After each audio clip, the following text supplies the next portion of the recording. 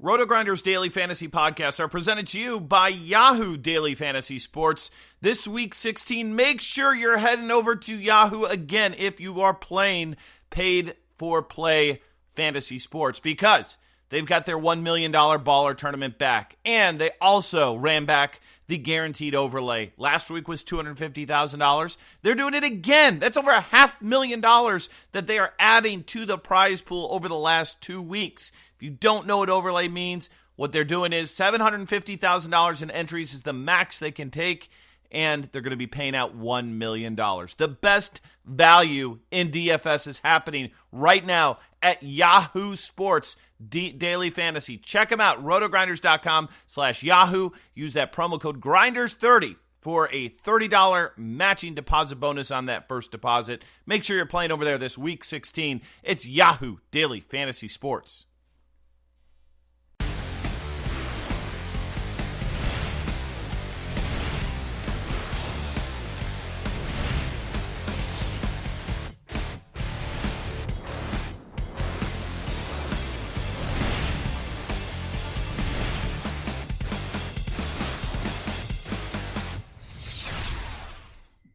Everybody, what's going on? Happy Wednesday, and you know what time it means. That means it is time for the DFS Pick 6 presented by Rotoworld. We're over here on RotoGrinders, of course. I'm Eric Crane. I'm joined by, as always, two of the best in the business. Now, I was told that I needed to pick up my energy for the show. Like, I don't know what was going on, but here, I'll give you guys a little dance, get excited. We'll do some shakes. Does that sound good, Evan? Are you a shaky kind of guy? I was not the one who said that, so don't pin that on me. Yeah, no, I'm just saying, do you want to do some shakes with me, no? I want to be absolved of any accusations. That was Reeves that said that. Oh, I know it was Reeves, but like, is Reeves accusing me of not having enough energy? I feel like Reeves is trying to us. He's a divider. That's just rude. Reeves, I need some shakes from you, buddy. Oh man, I operate at a 12 all times. I don't need to shake anything out. Dude, just shake, like it's like T Swizzle says, man. Just shake it out.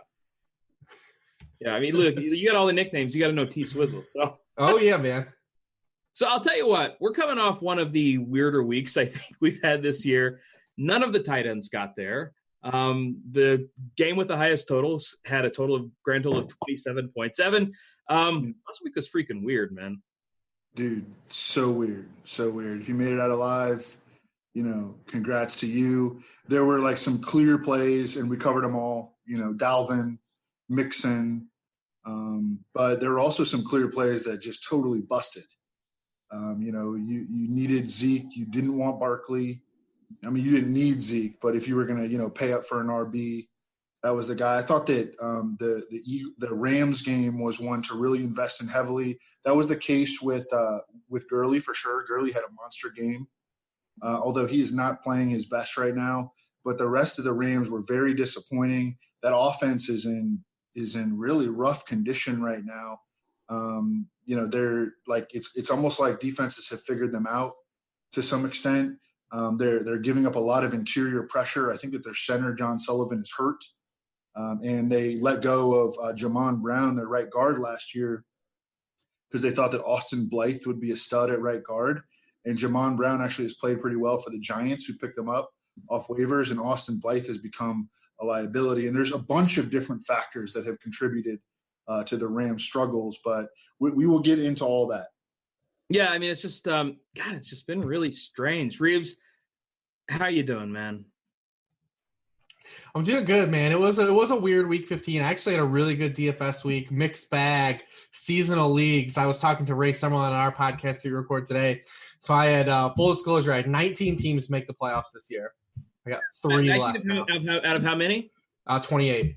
That's pretty good, man. And I only have 3 left, though. It's been a bloodbath these past 3 weeks. Melvin Gordon was probably like my highest owned fantasy player this year, and I've just been scrambling. Evan knocked me out of the league where we were heads up going into Monday night, and he had Saints D, and I had Drew Brees. Drew Brees' worst game in like a decade in his career. Bounced me, kicked me to the curb. So seasonal was a little rough, but we still got DFS. Yahoo's running that tournament back. That was pretty lucrative last week. I'm excited to max enter that again this week. So otherwise, I mean, listen, man, this is our last show too before Christmas. And old St. Nick, man, he's going to be pulling up in a big Taylor Heineke sleigh this year. Love it. Yeah, Nick Foles of all people. Evan, I heard a rumor that you didn't bother getting in the Yahoo tournament last week. Is that true? Yeah, I mean, I'm worn out, man. I need this season to end. I need to start eating healthy again and start working out, and I need this season to end. I'm Dude, I'm in bad shape right now. Hey, okay, I'm gonna give you a hug. It's dark outside. It's dark at 3. Oh yeah, no. If you have any form of seasonal whatever it's called disorder, this is definitely a rough time of year. I've got a little. Yeah. It's no, I know exactly what you're talking about. All right, well, we got to get you in this Yahoo tournament. I know you're ready for the season to be done, but man, it's just too good to pass up. I'm telling you, you got to get in here. All right. All right. $250,000 that they're giving away for free. That just don't happen every day now in the fantasy sports world. So we need to get you in there. Let's go and talk about this slate though, because we're going to talk 3 games. Of course, we're going to talk about Tampa Bay at Dallas, Houston at Philly, Pittsburgh at New Orleans, and let's go ahead and start off with the team in the Cowboys that for all intents and purposes just shit the bed last week. Reeves, they got shut out at Indy. I assume that we expect Dallas to do better this week. Yeah, they did not do their part last week, and it's kind of been an ongoing trend with them now on the road. I mean, whether you want to place blame on the chicken and egg comes first there. Amari's all of Dak's big games that come at home, but it's all of Amari's big games that come at home, and a lot of those plays that Amari is having are a lot more Amari than Dak. Amari's doing a lot of the lifting on a lot of those splash plays. You think about Thanksgiving, him taking a 15-yard dig route, 90 yards to the house. His game against the Eagles. That's a lot of Amari. He's caught all 6 of his touchdowns to the Cowboys at home. He's going to get all man-to-man coverage this week against the Bucs defense. He's really great priced on FanDuel again. FanDuel's just been really slow to bump him up. DraftKings immediately was like, nope.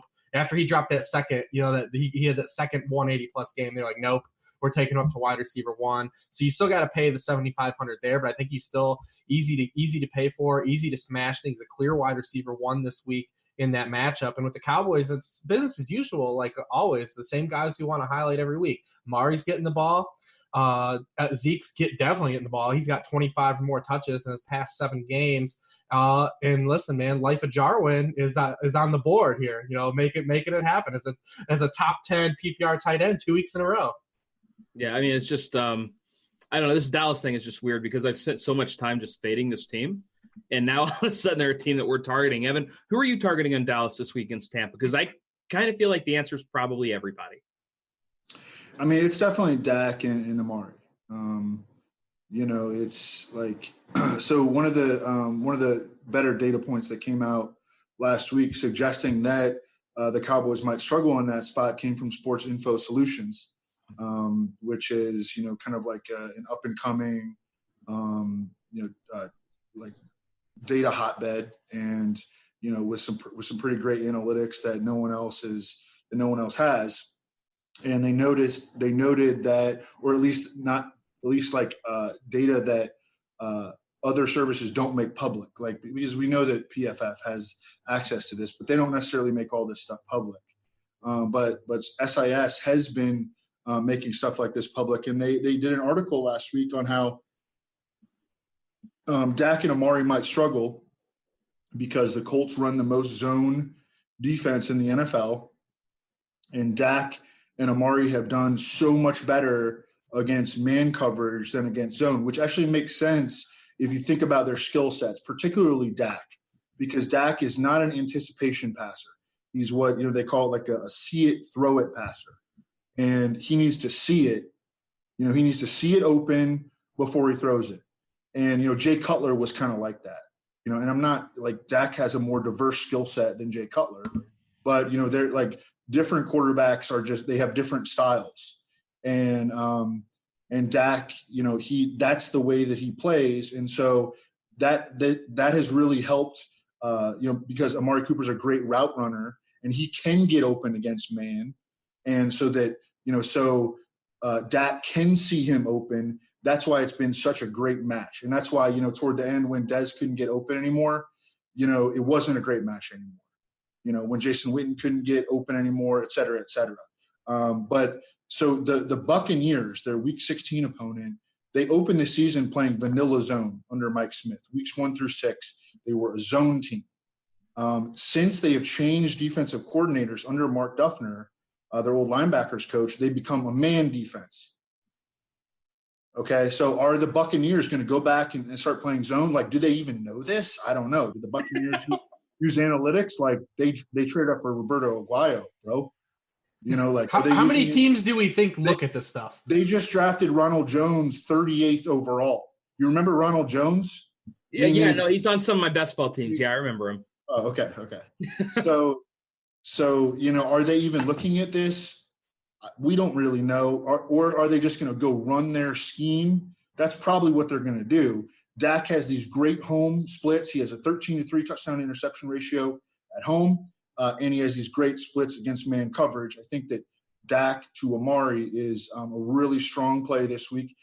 I listened to other podcasts at times. They were saying that it's going to be chalk. Are we sure about that? Amari Cooper let a lot of people down last week.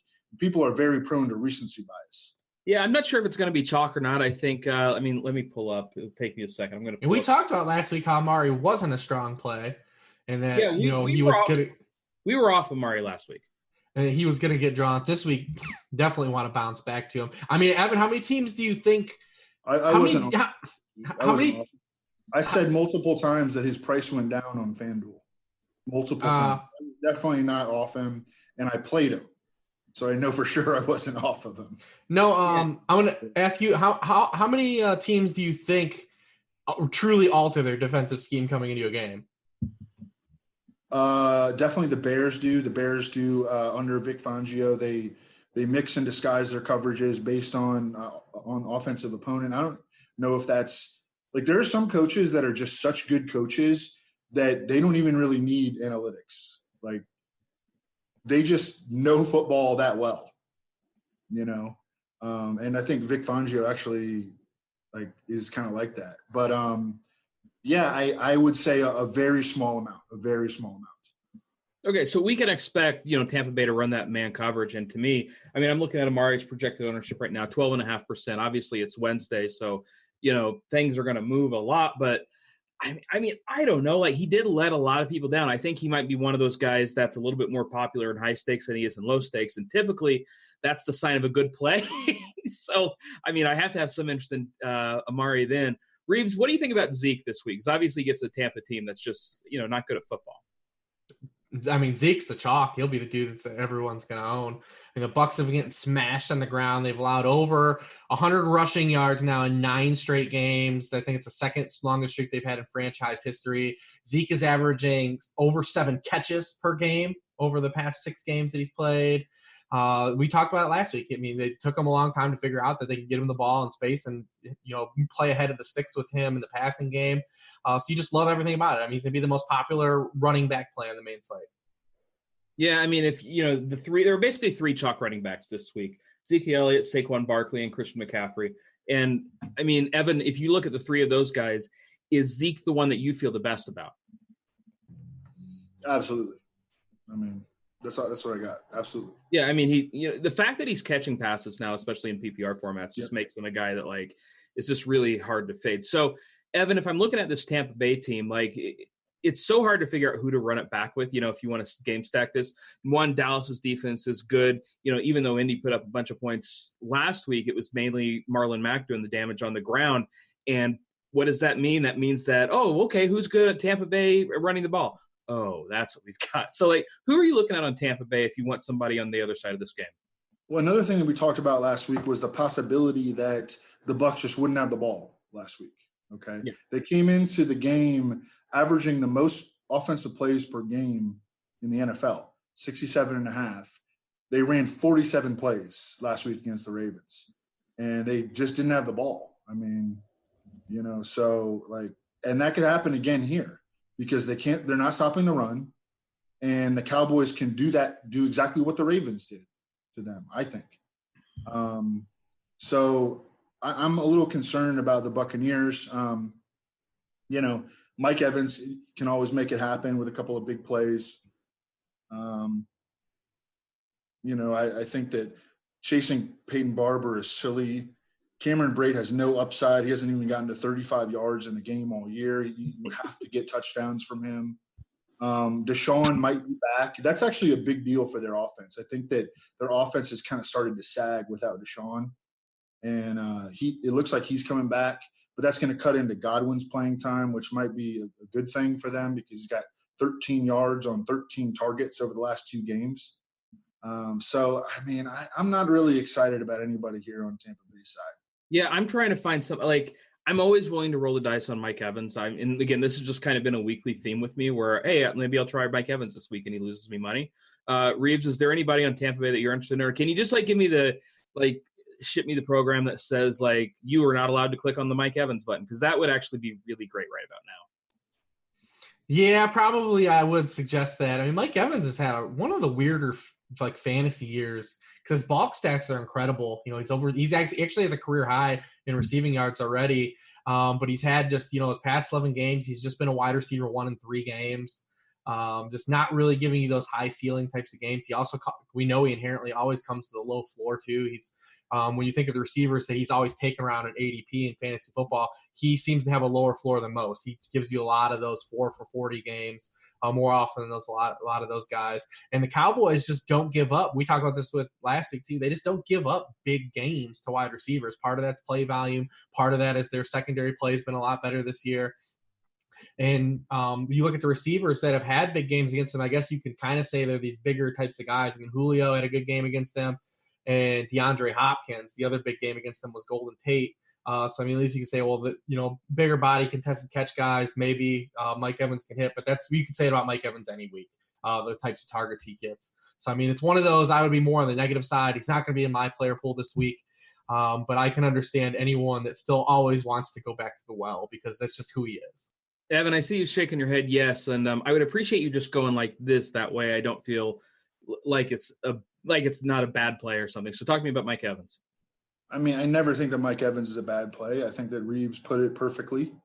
He wouldn't be in my player pool this week. He's not really on my radar, but he's also got, and he hasn't had it, very much this year, but I think he's always got that potential just because of his size, because of, the way that he plays, because of Jameis' aggressiveness. And I think that Jameis, we may start to see an impatient Jameis here pretty soon.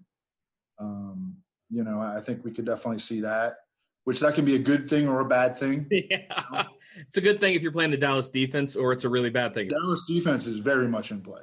I mean, very much in play. Yeah, They're way too cheap on FanDuel, by the way. Okay. I haven't looked at the FanDuel pricing yet, so it's good to know. Check out. But Dallas. Yeah, I mean, I would never say no on Mike Evans. He's just. This didn't help me at all. I really need one of you guys. We're enablers, Crane.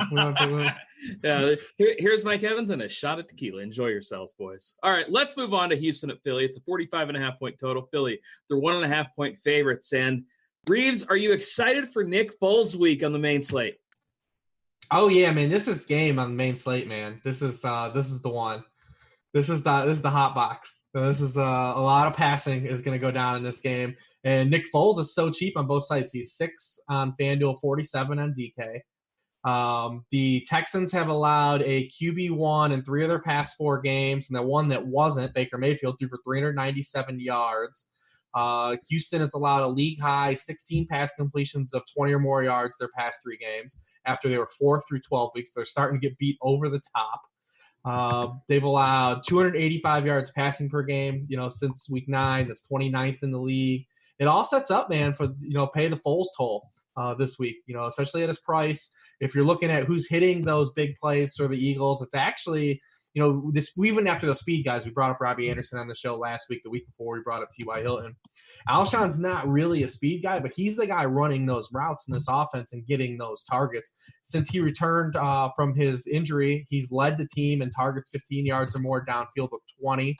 He also has a pretty good back history with Foles of recent. I mean, he had the 8 for 160 game on Sunday night, 3 for 73 and 1 in the Super Bowl, 5 for 85 and 2 in that NFC Championship game, 4 for 61 the game before that. He's real cheap on both sites, especially on a site like FanDuel where you're getting the touchdown upside for the target volume, at that 6,300 price, because he's really always not a guy that's always going to flirt with double-digit receptions, but he's a guy that can always get you double-digit touchdowns to get you a moderate amount of receptions. So, I'm looking at him at that 6,300. It's going to be hard to move off of him there. Yeah, and I'll tell you what, if you're not playing Alshon, then you almost have to go right to Zach Ertz because Houston, Evan, has just been a train wreck against the tight end. Absolutely. And this is why the game sets up so well for Foles, is because his pass catchers are in incredible spots. And if you want to look a little bit deeper beyond Ertz and Jeffrey, who I think are both awesome plays, great matchups, great volume expectation. We can go down to like Dallas Goedert, who and his playing time is way up recently. It's like they took the L on the Golden Tate trade because they traded for Golden Tate, and the front office made this decision, and the coaching staff was unable to incorporate him. They're not pulling Alshon off the field. They're not pulling Aguilar off the field because they feel like a connection with Aguilar because they nursed him through, like he went through psychological issues early in his career, and he had a great year, and he hasn't been terrible this year, and so they were never going to pull him off the field. Obviously they're not going to pull Ertz off the field. So, who was going to lose playing time? It was going to be Goddard. And so and so that's what they did initially is they dropped down Goddard's, to try to force in Tate. They dropped down Goddard's usage. And that was a really bad decision, and it hurt their offense, and their offense took a turn for the worse. And because their 12 personnel package with Ertz and Goddard on the field is dominant. Goddard is a stud. He's so freaking good. And he's that's the guy that they traded up ahead of Dallas to pick up, right? I was so mad he went there too. Oh, yeah. Yeah, that was the one where Dallas wanted them to replace Winton, and then Philly came up with the middle finger and took him in the draft. They traded up, right? Yeah. Yep. And, Ertz, or they couldn't play Golden Tate outside, so Golden Tate wound up playing in their 11 personnel, their 3 receiver package, and they started using that more. So Goddard had to come off the field, and their offense just sucked, for a while because they weren't optimizing their personnel over the last 2 weeks. And they should have beat Dallas, but they got hosed on some penalties and, a bunch of different stuff. And, but over the last 2 weeks, they're playing Goddard more, and they dropped down Tate. Tate is 30%. Goddard's up to 60% again. So, and I think that is awesome for their offense, especially against this Texans team that can't defend tight ends. And you can go look at the tight end production that they've given up. They've given up a lot of production to number 2 tight ends as well. Ferkser had 4 for 52 against him. Lacoste had 44 yards against him. Which is all 44 yards of his season. He had 43 yards last Saturday, Crane. Sorry, I feel so burnt by Matt Lacoste at this point. Yeah. And anyways, so, they've tweaked, they started to optimize their offense again, and we're seeing them play well. So I like to see that for them as well. I think they're going to finish strong. I think the Eagles are going to finish strong. They have good talent. They also, on the right side of their offensive line, they have freaking Lane Johnson and Brandon Brooks. And guess who lines up against the right side of offensive lines? They are one of the very few teams in the NFL that it has personnel on the offensive line capable of blocking J.J. Watt and neutralizing J.J. Watt. I think they're going to have a good game offensively. I don't think they're going to be able to run the ball. And I think that, Ertz, Alshon, another guy will probably pop up. I don't know who it'll be. Maybe Aguilar, maybe Goddard, maybe Tate, but someone else is going to make a play in this game. And I think Foles is going to he's going to crush his salary expectation. Yeah, and another reason that Foles I expect, because Houston's run defense isn't as it's not awful. So yeah, I have no problem whatsoever with Foles this week. And on the Houston side, we've got Deshaun Watson on the road against Philly, and we all know Philly, they struggle against those big play receivers. So Reeves, who are we looking at on Houston's side? Are we looking at DeAndre Hopkins this week? Always. Always. We're not always looking at DeAndre Hopkins. By the way, you got so much love last week saying that he just looks like an old woman in the back of the end zone. He is, man. I mean, it's my favorite thing about him. He looks like like he's just an old lady. Probably how he just deceives all these cornerbacks because he just be mauling all these guys. How amazing was it that game Saturday Island game? The Jets were just getting roasted by DeAndre Hopkins the whole game and just didn't care. They were like, you know what, Tremaine Johnson, paid all this money for you. Go for it, just go get it, man. Just one-on-one. I mean, not rolling any coverage. Houston had no one else to beat them in that game, and they just let the one guy beat them that could. But Hopkins is, always, man, this is a smash spot for him. He now was so the one thing about Houston is in the middle of the year, we were kind of iffy on their passing game because they were on that big win streak and not throwing the football. They weren't really getting pressed to throw the football. Now that their pass defense has sunk back, the passing volume's gone up. Deshaun Watson's passing volume's gone up. 33 pass attempts now the past 3 games, up to 25 or fewer, the 7 games before that. DeAndre Hopkins now has 3 games in a row with double-digit targets after his targets sagged in the middle of the year because the passing volume dipped. We're going to have that again this week. I think both sides. It's going to be a passing game on both sides. You can run this back in a lot of directions. You can really stack this game. I even think, man, and you guys can mute all this and delete this part of the podcast. I don't even think that where he's priced, that if you're going to stack this game in tournaments, that Demaryius Thomas is still on the table. Since the target volume's gone up, he's been a low-level wide receiver 3. The targets have bounced. Targets have bounced back up. Everyone crushes this defense as a secondary. I mean, they did play well on Sunday night against Jared Goff and the Rams. But, I don't think that that's really something true given their personnel in the secondary. That's going to be a weekly thing. I think that Houston's going to have success throwing the football as well. I think that this is just a game I'm really excited for. So, hopefully we get some nice clean weather and, we have some high passing back and forth and we get that shootout. Yeah, to me, it's pretty simple when you're looking at this side from the Houston side. You play DeAndre Hopkins, you play Deshaun Watson. And Deshaun Watson, Evan, you can correct me if I'm wrong, but his particular skill set running the football really lines up well against the Eagles, right? Absolutely. And I also think that there's a good play in this game. If you're a sports bettor, you bet the over. Yeah, it does seem a little low. Mm-hmm. Yeah. There are 2 games on this slate where I think that the over is just screaming at you, man. And this is one. It's already moved up to 46. Looks like. Okay, so it's already on the rise then. It's already on the rise, but it's not high enough. It's not high enough. I don't know. I don't know why it's not higher than this. And game totals rarely swing into, even when they rise or depreciate, they rarely ever swing far enough to really move you off of in the direction. Like they're like what the most this will probably get to is around 47. Probably 46 and a half, 47. Yeah, I think you get it before it gets to 47 because 47 is a very key number. Oh, the best of the number is now. Yeah, 47 is, you hit at 27-20, such a common finish, 24-23.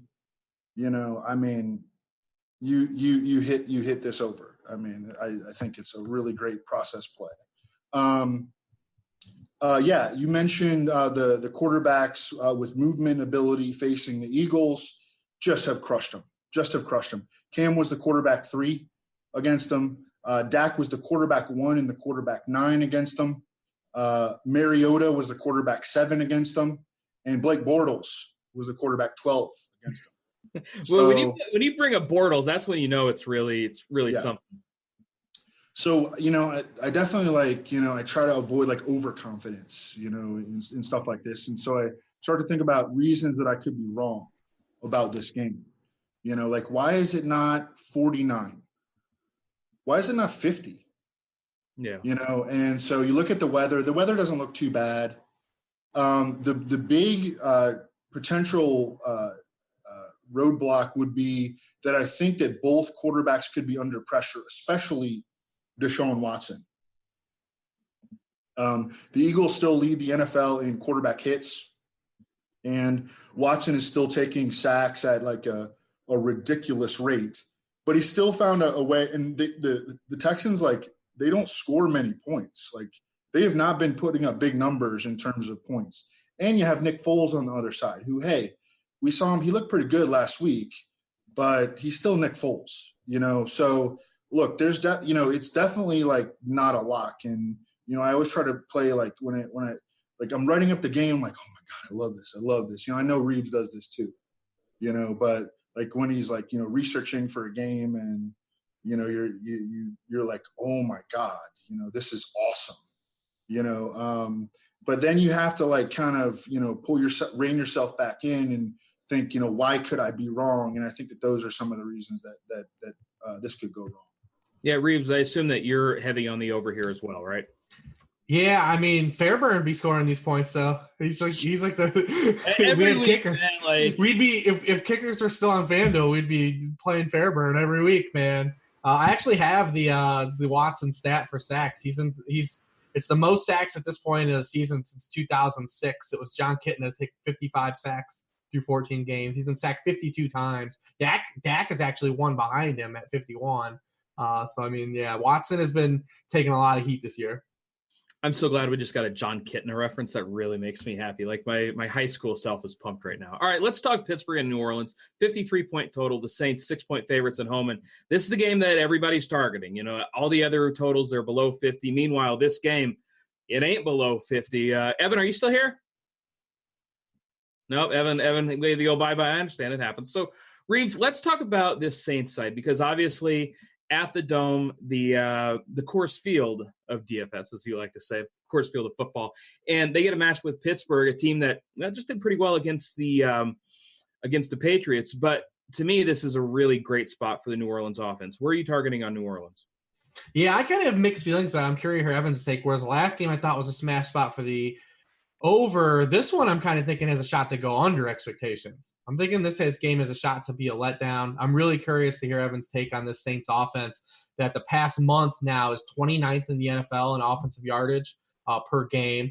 We know that they always struggle on the road, and Breeze has always had these road bugaboos, but historically, Breeze has only looked bad on the road because of the context of how good he is at home. When you look at him compared to other road quarterbacks, he's still fine and puts up big numbers. He's just put up all these boku numbers at home. So we are like, well, Breeze is a letdown on the road. That has not been the case over the stretch. Drew Brees has been legitimately bad these past 3 weeks. It's not just him on the road. He's averaging 5.6 yards per attempt, 4.6 adjusted yards per attempt, bottom of the league in that stretch.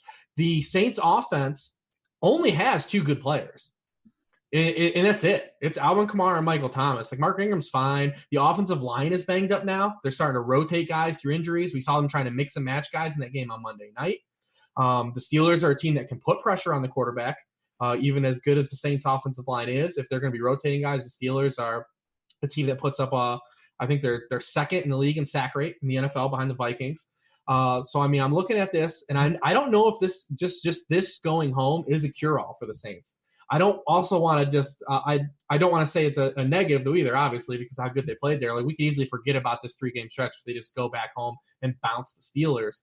But I do have some concerns in just immediately wiping the slate clean and saying, well, they're back in New Orleans. It's all going to be fine. I think there's some tricky matchups in this game for them. Obviously, if they're going to move Michael Thomas inside like they should this game, he can be a guy that can cause a lot of damage. But we saw him last Monday be in the slot and not be like really effective. He had some catches called back, but 7 catches for 49 yards, like that's not going to do it for you. That's not going to win you football games with your number 1 wide receiver when you're running out Tommy Lee Lewis and Traquan Smith and Josh Hill and all these ancillary jabronis. I mean, these guys are just dudes. Like these are not like these guys aren't even Devery Hendersons. They're not even Robert Meachams. These guys are just Jags. These are bad football players. Ben Watson has left like 150 yards in the field the past 4 weeks. This dude can't catch the rock. He just had his 106th birthday, yesterday. I mean, Fire. Listen, we've done this before with the Saints. I get it, but I don't think that was just them being on the road the past 3 weeks. They legitimately were playing bad offense, and the defense has been sensational, which has not helped them. All I know is that I'm naming my next rock band Ancillary Jabronis. Evan, let's talk about this Saints side. Like, Reeves very clearly has some concerns. What about you? Do you have any concerns for the Saints moving forward? I just, clearly Reeves hates Kevin Arnold. What did you think about Winnie? Oh, no, we talked about Winnie a few weeks ago, man. Get her out of here. She just, made Kevin drive all the way to take a cooking job at the pool, and she's sleeping with the other lifeguard. Yeah. Get her out of here. Cut her from the team. Well said, my friend. All right, Evan, the Saints. What do we think about this week? I have no idea what just happened. I mean, I'm a little more upbeat about Michael Thomas than Reeves is. I think Reeves is, ultimately upbeat about Michael Thomas, but I think everything you said was right, and I definitely have reason. I have reason to be skeptical on both sides in this game. I would never bet unders. I would never do that because you can do all the game analysis that you want, and like teams fall behind or they just start playing differently like at the end of the game. And so your game analysis doesn't matter anymore, so like I would never do that. But if I was forced to make a bet on this game, I think I would bet the under. Both of these defense I think are legit. I know that the Steelers had a couple hiccups there against the Chargers. But I mean, they can rush the passer. They've got pretty good DBs, they've got a bunch of talent up front. They've got great talent up front defensively. They don't really make the busts that they do, although, you see the Chris Hogan play last week and you're like, what the heck is going on?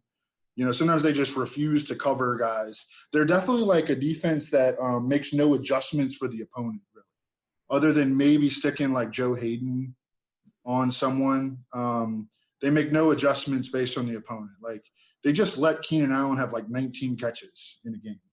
Like they just like they didn't make any adjustment.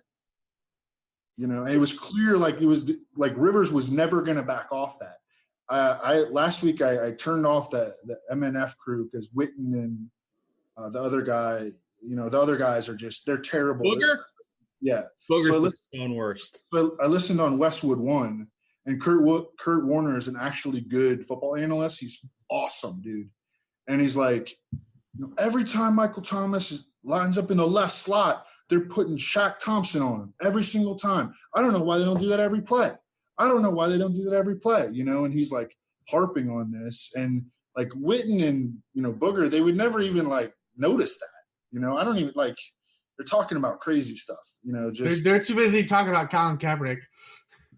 Yeah, they're just like out here making the audience dumber, and that's why I love to listen to Kurt Warner because he makes you smarter. Like you learn about football when you listen to Kurt Warner. But again, this is a Steelers defense that doesn't make adjustments. I think we're going to get Michael Thomas against linebackers for very much of this game. He leads the Saints in slot routes. And I was thinking during the game, as Warner was harping on that, I was like, well, you think maybe they're saving it up for next week? Like, they know their play calling was so close to the vest last week. It was almost like strange, I thought, on Monday night. And so I don't know. I mean, I'm going off here on a crazy tangent, but I think that Michael Thomas is an awesome play against the Steelers.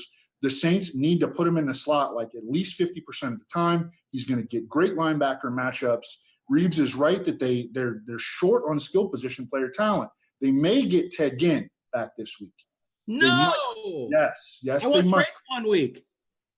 Yeah, well, see, Traquan has been good in his 3 home games, but he's played 3 of 9 home games. So can we really trust this sample? Probably not. He's running a lot of routes, though.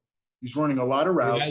He's only 4K on DraftKings. I kind of love him too. The only team better than the Steelers against the deep ball is the Bears this year. Fair enough. But Traquan also showed us that he has more than that in his repertoire. He had a 10-catch game. He's not just a deep ball guy necessarily. I don't know. I mean, they've mostly used him that way. I don't know. Either way, like I love Michael Thomas, but I think that this game is going to disappoint in terms of overall scoring.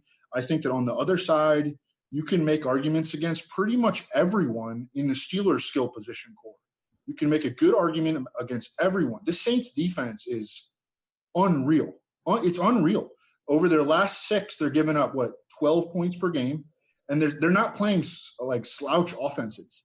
They played like Tampa Bay. They played, Dallas. They played Atlanta. They played New England. They are not playing trash offenses. And getting, I don't know. I think that both of the – I think this game is going to be like 23-21. Well, let's talk about these Pittsburgh skill players because, Rich, if James Conner comes back. I mean, He's not. Really? You don't think he's coming back? They said They said today he's probably unlikely. Oh wow, I missed that. Okay, so Yeah. Jalen's.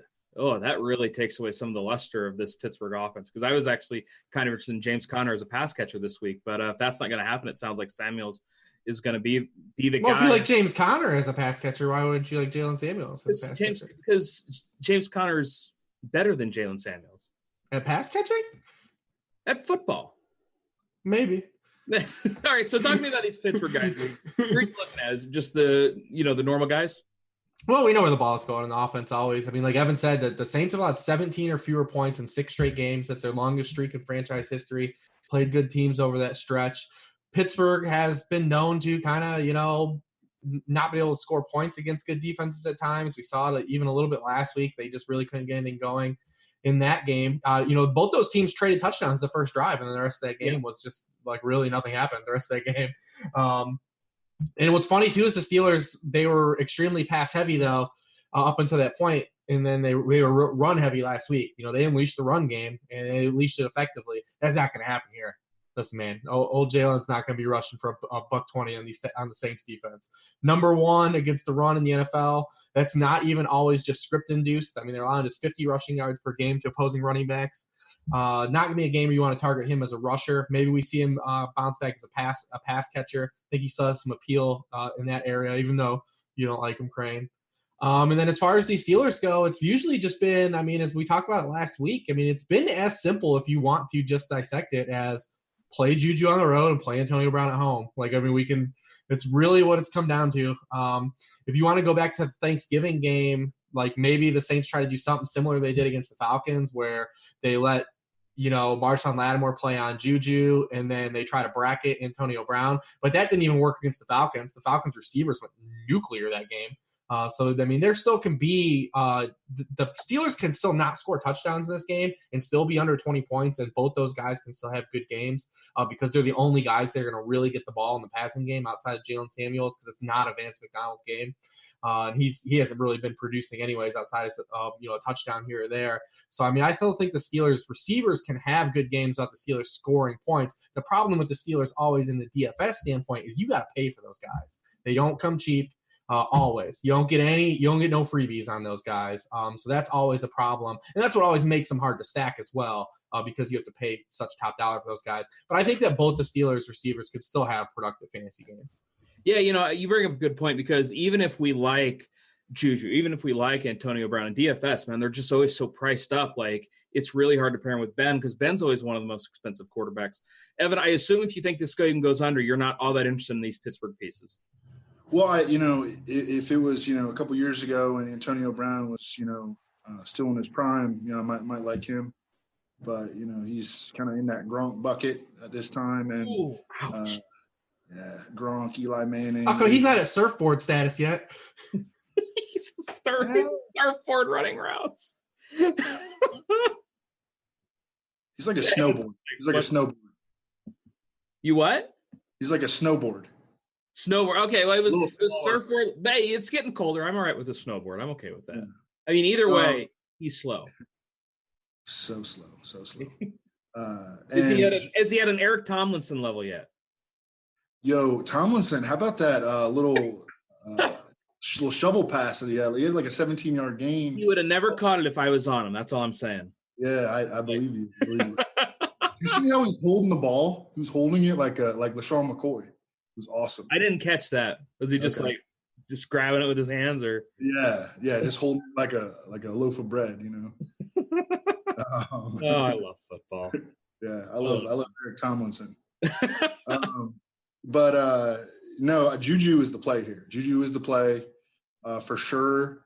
He played outside receiver for 3 weeks, and he has been a slot, for most of his time. But they're trying to get Switzer involved and stuff, and just kind of never happened, And now they got James Washington involved last week, and James Washington actually led them in receiving yards with a pathetic 65 yards. But he kind of made some plays last week, and he's an outside receiver, so that kicked Juju back into the slot. 60. I think he was 67, 62%, something like that. And that's where you want your receiver against the Saints. They haven't been getting killed in the slot recently. They haven't really played like a bunch of great slot receivers recently. But you would want your guy lined up against P.J. Williams rather than, Marshawn Lattimore or Eli Apple with help. So I think that Juju is the clear play here. If you're going to go for a Steelers pass catcher, man, Jalen Samuels is so good in fantasy. I love Jalen Samuels.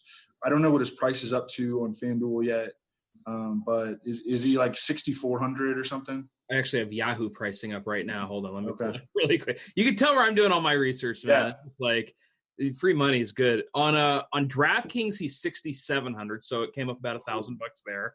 On FanDuel, he is 6,700 on FanDuel as well. So there you go. So would you play him over Tevin Coleman at 6,400? Dude, I feel like I just wrote off Tevin Coleman a month ago, and it feels like I broke up with a girlfriend or something, and now she's just coming back, and she's like, "Hey, remember me?" And she's living in my closet or something. Like it's just weird. I want to be rid of Tevin Coleman, but he keeps coming back into my life. So can we just agree to get rid of Tevin Coleman moving forward, please? I mean, he ain't playing the Cardinals this week. Well, hang on. He's playing a tanking team. No, I get it. I'm never going to get Tevin Coleman right. Left till he hits free agency. All right, we got a great contract year narrative here. We got long speed. We got Devontae Freeman and Ito Smith on IR. Jeremy Langford, though. Wow, Jeremy Langford's. Never mind. You want to keep going? and Brian Hill. I mean, it's the thing is, I don't know. Brian Hill in preseason DFS. I wouldn't even play him. He's bad. I'm just saying that, like. No, I think Coleman's fine though. Would you play him or Jalen? I don't think Jalen's a cash play. So. Really? I like him more. I mean, I don't think that they run the ball at all. So maybe on DK you can get away with it. But I don't think the Steelers have any success running the football in this game. Yeah, I agree with that. And then we haven't seen him rush for a touchdown yet. So the Saints D is legit, man. Like at they're good. They are so fast. They're so athletic at linebacker. Anzalone, you remember him in college at all? I think he played at Florida. He played like 9 games in his college career. But Urban Meyer would say like he was the best player on their defense in practice. And he tested like a total freak. And, he was just always hurt. And he was actually hurt all last year. But he's come back. He's been healthy this year. He is just flies to the football. Demario Davis is I think the number 3. That was a mistake by Sashi. He let Demario Davis go. But they had drafted Joe Schobert. So actually it wasn't a mistake. Demario Davis, I think he's like the number 3 linebacker at Pro Football Focus in terms of off-ball linebackers. I mean, they have a lot of athleticism on the second level. They've got a great secondary, great safety play. Eli Apple has been a great addition. Yeah. They can rush the passer from both ends, Marcus Davenport and Cameron Jordan. Up the middle, Sheldon Rankins. I mean, they are legit. This is a great defense. This is a top 5 defense in the NFL. No question. That's scary with that offense. All right, guys, let's talk about some of our favorite quarterbacks on the slate. And obviously, we've already talked about some of them. Reeves, who you got for us this week? I don't know. Just tell me, who are your favorite quarterbacks? Well, I mean, we talked about a lot of those guys. I mean, Baker is on the board, obviously. I mean, at home against the Bucs defense. Really curious to see how the Browns do this weekend because it's the first defense that Freddie Kitchens is going to face a second time. So I'm curious to see what counter punches he makes. And he had roasted him the first game. I'm just curious to see what he alters. I don't think the Bengals are really going to put up much of a fight on the road. That game already got pounded earlier. It opened at 7. It's already up to 8.5. Browns are going to smoke, man. I mean, it's crazy. The Browns. I can't remember the last time they were 8.5 point favorites. I'll have to look it up to see. That they were just laying 8.5. Here we go, man. Like Baker. Not since Belichick. What's that? Probably not since Belichick. I mean, it's been a while. It's had to have been at least 3 or 4 years, 4 years, 5 years. Derek Anderson, Braylon Edwards era, maybe. I'll look it up when you riff. I want to hear a Heineke take though. You got a Heineke take for me? Talk to me, Evan. I mean, he was pretty good this preseason. He runs 4.62 out of Old Dominion. He's real small. He's 6 foot. What's interesting is that the book on him is that he had no arm strength coming out of college, and they would bring him in for the Hail Marys. They brought him in for 2 Hail Marys. One was at the end of the game earlier this year, and the other one was a halftime Hail Mary. And, he ripped like a 50, 60-yard throw. So I don't know. And then what's the best way to put it? The coaching staff is high on Taylor Heineke. I'll say that. The coaching staff is high on Taylor Heineke. What does that mean? I don't know. I'm certainly not trying to play any of the past. I was going to say, it sounds like you're trying to play him. No. But if we, find out by the end of the week that I wouldn't downgrade McCaffrey all that much. I don't know. I probably would. I shouldn't say that. You just play the Falcons. It's the Falcons. Just play the Falcons defense. Yeah, it's tough to go wrong there. So I looked it up. It's so the Browns, since they've come back in 1999, they've laid 8.5 just twice. How'd they do in both those games? Because it matters what happened in they covered both. Oh. The last time was when they played the 49ers in Week 17 of 2007 when Johnny Manziel was the quarterback. Isaiah Crowell had a good game. It was against I have to look this up. Who was the 49ers quarterback in that game? It was someone awful. Hang on. You just said 2007. Yeah, Chris Wanke started for it was Derek Anderson versus Chris Wanke. Okay. Are we really getting John Kitna and Chris Wanke references on this show? How do people this is the show to download I remember that game because the 49ers had a bunch of guys get hurt and they literally just signed Wanke just to play the last week of the season and played. But the Browns covered twice. D'Angelo Williams play quarterback in that game. What's that? Didn't they have D'Angelo Williams in the Wildcat the whole game or something? No, this was the 49ers signed Wanke to play. Okay. It was basically just playing, finishing a season. But they covered both. Twice they've been 8.5-point favorites. They covered both since they've been back. All right. So Manziel against the 49ers, and then I had it wrong. It wasn't Manziel. It was DA. Okay. Either way, it was not a good quarterback. I was going to ask you guys, what do you think about Andrew Luck this week? A big time home favorite against the Giants team that's just not good. Any interest in Luck for you, Evan? I'm interested to hear Reeves' take on this as well. I think that OBJ, whether he plays in this game, has such a massive impact on this game. I don't think I'm going to play Ebron unless OBJ plays. I think I'm not going to, because I think it could just very easily play out very similarly to last week. What happened last week is that Marlon Mack just ran all over, their opponent, Dallas. The Giants have a way weaker run defense than the Cowboys, and if the Giants can't like mount any points, if they can't be competitive on the scoreboard, like why wouldn't they just do exactly what they did last week? And their defense is underrated. The Colts defense is very underrated. They don't give up any big plays. This is another team with a lot of speed at linebacker, and they're just assignment sound. They never make mistakes, and so you need Odell to play. You need Odell to play, to get Sterling Shepard back in the slot. You cannot have Sterling Shepard being a perimeter receiver, he ain't going to win outside, I guess it would, the only guy that would get hurt by this would be Evan Ingram. But I think that in order to play Andrew Luck, you want the other team to be able to score some points. You do not want the other team to get 0 points, and they're very much at risk of getting shut out if they don't have Odell Beckham. Okay. Any other quarterbacks for you, Reeves? No, I think we pretty much got it. All right. Any for you, Evan? I guess we talked about Dak. I kind of like Trubisky actually at San Francisco. I think that San Francisco keeps that game close, and Trubisky always has that rushing upside. I love Allen Robinson. This week, Sherman has been really struggling recently, and they lost their other cornerback, Akello Witherspoon, who was bad early in the year, but he had been better recently. And then they're going to be playing a rookie, Tavarius Moore, and he's gotten cooked. So I like Mitchell Trubisky, Allen Robinson as like a tournament stack. Looking through the rest of these quarterbacks right now, I think we pretty much hit on all of them. It looks like Aaron Rodgers is going to play. I think he's just going to force feed Devontae Adams targets because Devontae Adams is going for some records. Okay, yeah, I'm always interested in Devontae Adams, and especially if Aaron Rodgers is in there. Let's talk some running backs. Reeves, give me some other running backs that we like that we haven't talked about. Well, I mean, the branch off of Evan's whole diatribe there on luck. I mean, Marlon Mack. I mean, he's that last week was the first poor matchup that he crushed. Like he had always been just completely matched up based in all of his games. He had like a touchdown into Jaguars, but was still bad in that game. Last week he shredded.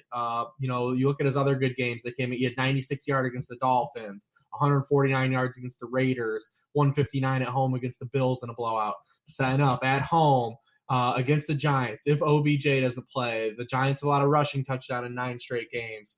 It's set up real well for Marlon Mack here. And he's, like I said, he's been just real kind of matchup dependent. Giants allowing 153 yards from scrimmage to running backs, 25th in the league. They've allowed 18 rushing touchdowns to running backs.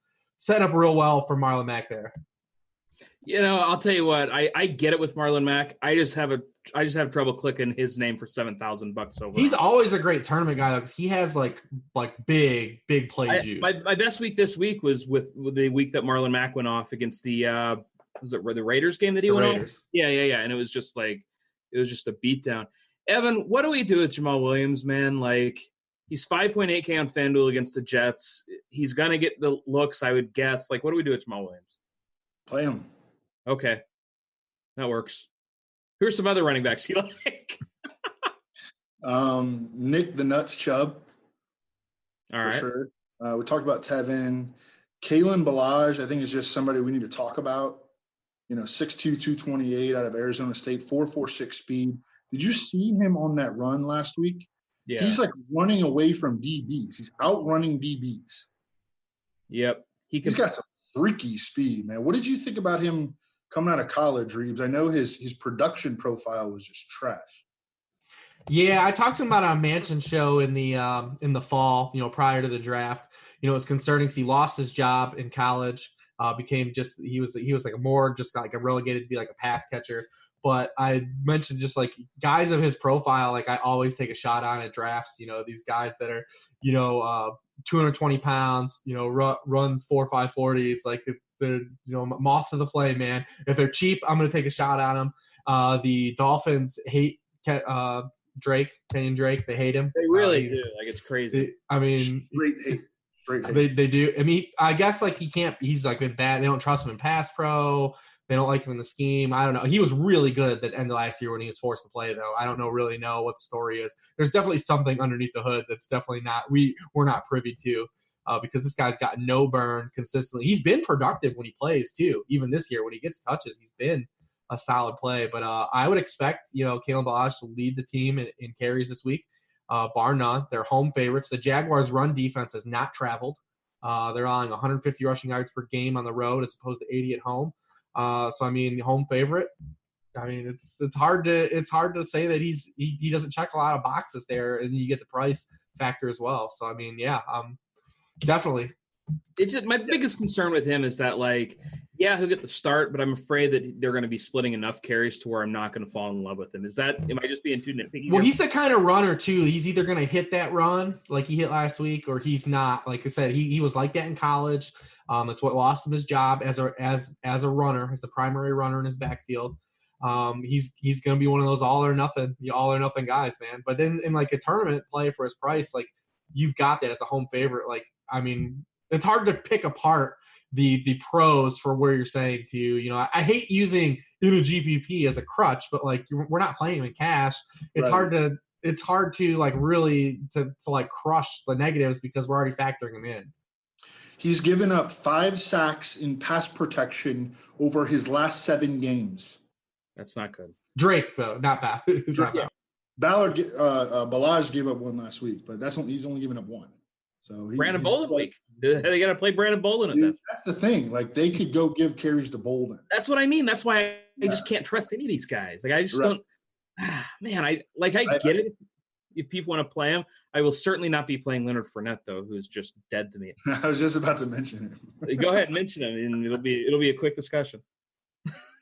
Yeah, I mean, he's the ultimate GPP, you know. He's got an incredible matchup, but, like, what is going on there? Are they trying to tank? Are they tanking? I don't know if they know. They have to be. Have you watched Cody Kessler play football? Like, as bad as Bortles was, rushed for more yards than he threw for last week. Yeah, that happened. Yeah, not even Lamar Jackson is doing that. By the way, you know how tilted we're all going to be this time next year when Leonard Fournette's auction stock goes to like $25, and we've all talked ourselves into Leonard Fournette shares in 2019 season long. Like, you know that's going to happen, right? Oh, I'm drafting him next year. Me too, and it's going to screw me. Like, I'm already regretting it. It's not even 2019 yet. I'm regretting what I'm going to do in August of 2019. Leonard Fournette is the 2-3 turn. Let's ride. It's just going to be a disaster, man. I already know it. All right, real quick, let's hit on some wideouts. Reeves, who you got for us? We touched on most of the guys. So Amari's like the primary play. Evan Ingram, if Odell doesn't play, is in a really good spot. His splits now with 13 games without Odell are really good. 4.6 catches, 55 yards, and 8 targets per game. Opposing teams target their tight ends 24% of the time. It's Colts' third highest rate in the league. We saw Jarwin have an effective game last week. I don't think it's point chasing if you want to keep playing Robbie Anderson where he's priced. 27% of the team targets over the past 3 games. Packers allowed 10 receiving touchdowns to opposing lead wideouts. A lot of splash plays. And the last guy, if you're a chip in a chair guy, not Min, but I think he's a better play, I think, than Robert Foster, is Isaiah McKenzie. Out-targeted and played 96% of the snaps in the slot last week. Is facing a team that's 29th in slot yardage allowed to wide receiver, or slot points allowed to opposing wide receivers. And the Patriots are also another team that play the deep ball really well in the league. So I don't think it's going to be a Robert Foster type of game. I think it'll be more of an Isaiah McKenzie chip in a chair, mix them into your player pool ownership there. Evan, any other wideouts for you to touch on? I mentioned Allen Robinson. Devontae Adams, I think, is an incredible play, assuming Aaron Rodgers is out there. I love Robert Woods against Arizona. He's going to get no Patrick Peterson, and they need to, pull down his ADOT and just let him eat all game in the slot, just all game. He should get 12, 15 targets this week. I wouldn't project him for that, but that's what he should get this week. And then I like Julian Edelman. Julian Edelman is just eating every week. The Bills rush the passer, and they don't really cover the slot real well. And Edelman is crushing targets, and I think he looks great out there. And the other guys kind of don't. So I think that Edelman and he killed Buffalo earlier this season. I think we get him, floor of 6 catches, upwards of 10. All right. That's going to do it for us. Reeves, did you have any other wideouts you wanted to touch on before we go? Nah, I ran through it. I like all those calls. Yep. All right. Sounds good. Well, guys, we got to get off here. Thank you so much for tuning into the Rotoworld RotoGrinders DFS Pick 6. God, I'm just going to enjoy playing Michael Thomas this week. That's the one thing that I learned for sure. I'm just loading up on Michael Thomas, and if it screws me, it screws me. But I think that floor is pretty damn high with him, so I'm going to be mashing on him. But we got to get going. We got to get the D train home to the woman. It's late. Devin, I know you're ready to go home. I'm going to let you go home and eat that veggie burger that I know you love. But we got to go. So for Reeves, for Evan, for Kobe. Merry Christmas. Merry Christmas, everybody. We'll see you guys later. Peace.